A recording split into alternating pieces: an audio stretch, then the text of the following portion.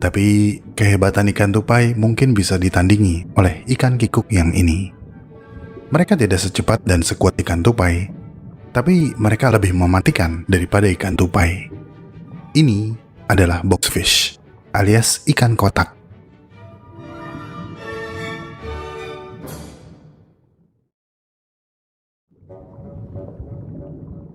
Saya berani taruhan, berdasarkan bentuk tubuh dan penempatan sirip ikan, kita semua dapat membedakan mana perenang yang cepat dan mana perenang yang lambat.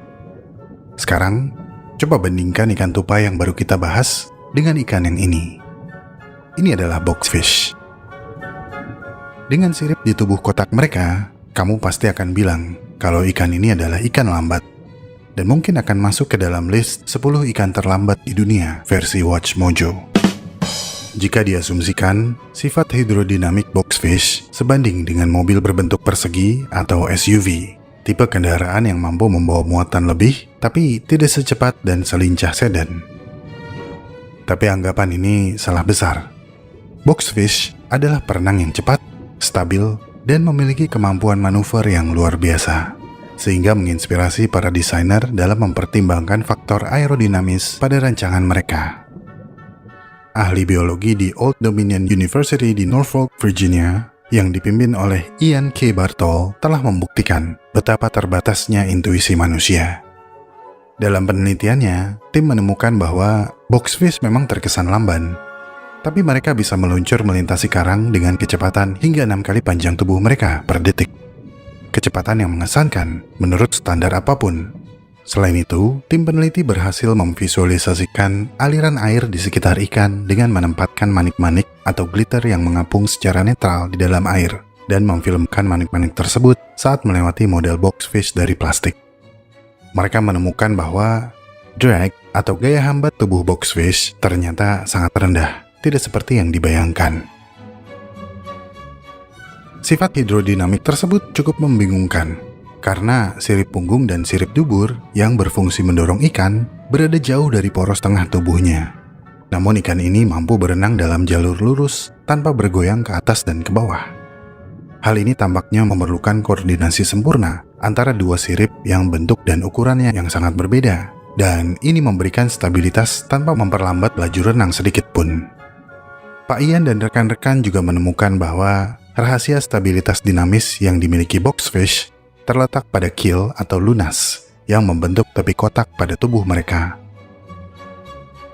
Lunas ini membentuk pusaran air yang kuat yang mengalir di sepanjang lunas, menempel di dekat permukaan tubuh ikan dan akan semakin intensif pada bagian belakang. Tekanan air dalam pusaran ini lebih rendah dibandingkan tekanan air yang tidak terganggu yang ada di sekitarnya. Selain itu, letak sirip dada boxfish juga sangat baik untuk menghentikan atau mengatur pusaran. Sirip tersebut juga berfungsi untuk menstabilkan atau mendorong tubuh ikan dengan cepat. Dengan kata lain, boxfish tidak secara aktif mengendalikan laju renang mereka. Pusaran air tersebutlah yang secara otomatis menstabilkan arah. Ini tidak hanya berdampak pada sedikitnya energi yang terbuang, tetapi juga penggunaan sirkuit syaraf yang kompleks untuk pengendalian. Rangkaian fitur tubuh boxfish memungkinkan geometri dan dinamika fluida, sehingga bisa dibilang boxfish tidak perlu capek-capek. Semua gratis berkat desain tubuh mereka. Desain tubuh boxfish menginspirasi Mercedes-Benz dalam rancangan konsep car mereka, memperlihatkan kombinasi yang bagus antara pengangkutan beban dan gaya hambat yang rendah. Ini adalah boxfish beroda dengan lampu depan, jendela, dan koefisien gaya hambat yang sangat kecil. Jika kecepatan yang di luar dugaan ini masih belum cukup, boxfish masih punya pertahanan terakhir, yaitu racun. Sama seperti kerabatnya, yaitu ikan buntal atau pufferfish, mereka mampu mengembungkan perutnya dengan air ketika mereka ketakutan, serta mensekresikan racun yang bercampur dengan lendir tubuhnya. Racun ini tidak begitu kuat untuk membunuh manusia, tapi jika kamu adalah ikan, racun yang berupa pahu toksin ini tidak akan terasa nyaman di mulut.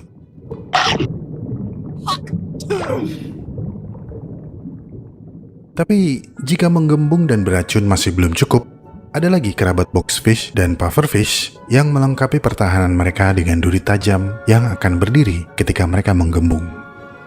Ini adalah porcupine fish atau ikan landak dari famili Diodontidae.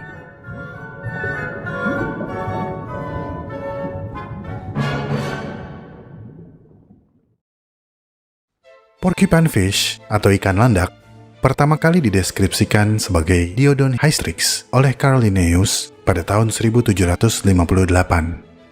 Genus mereka, yaitu Diodontidae, berasal dari kata Yunani di, yang berarti dua, dan odus, yang berarti gigi. Sedangkan nama spesies hystrix diterjemahkan dari bahasa Yunani yang berarti porcupine atau landak. Mirip dengan sepupunya, yaitu pufferfish atau ikan buntal, ikan landak memiliki kemampuan menelan air saat terancam untuk menggembungkan tubuhnya menjadi seperti bola. Metode pertahanan ini sangat berguna ketika tidak ada waktu melarikan diri dan tidak ada tempat untuk bersembunyi. Tubuh gembung penuh duri ini hampir tidak mungkin ditelan oleh predator. Sekalipun predator berhasil menelannya sebelum ia sempat menggembung, ikan landak beracun dan akan mematikan bagi sebagian besar ikan. Mereka bukanlah cemilan yang enak.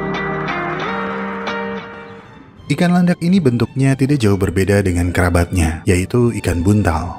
Namun, tubuh mereka kebanyakan berwarna coklat keabu-abuan dengan bintik hitam yang menyebar, serta bagian perut yang berwarna putih. Duri di sekitar tubuhnya merupakan sisik yang dimodifikasi. Duri ini akan menutup seperti sisik ketika mereka sedang rileks. Tapi ketika merasa terancam, mereka akan menghisap air dengan cepat dan menggembung. Dan ini akan membuat duri yang rebahan tersebut bangkit dan menonjol. Ikan landak adalah ikan soliter dan lebih memilih berkelana sendirian di dekat terumbu. Mereka cenderung nokturnal dan berburu krustasea dan moluska di malam hari. Meskipun ikan dewasa dapat tumbuh hingga sepanjang 40 cm lebih, ikan pemalu ini pernah ditemukan berukuran lebih dari 90 cm. Karena terkenal berduri dan beracun, ikan landak bukan merupakan komoditas perikanan. Namun, mereka tetap ditangkap untuk diperdagangkan sebagai ikan hias di akuarium. Tapi meskipun beracun, di Hawaii dan Tahiti, mereka adalah kuliner yang cukup populer. Di negara-negara bagian timur, tubuh ikan ini dikeringkan dan digelembungkan untuk dijual sebagai oleh-oleh bagi wisatawan.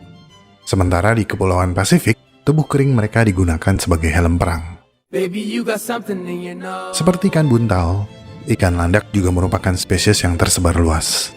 Mereka hidup di wilayah tropis dan subtropis, di lingkungan laut beriklim hangat dan sedang. Penyebarannya yang luas mungkin disebabkan oleh tahap telur dan larva mereka yang bersifat pelagis atau mengambang bebas di lautan terbuka. Akan dibutuhkan beberapa hari agar kuning telurnya habis diserap tubuh dan larva berkembang ke remaja dan dewasa. Ikan remaja masih bersifat pelagis dan sering berkerumun di sekitar rumput laut terapung yang disebut sargassum. Pada tahap ini, mereka sangat lemah dan sering dikonsumsi oleh mahi-mahi dan ikan layar. Lamanya tahap remaja pelagis ini tidak begitu diketahui.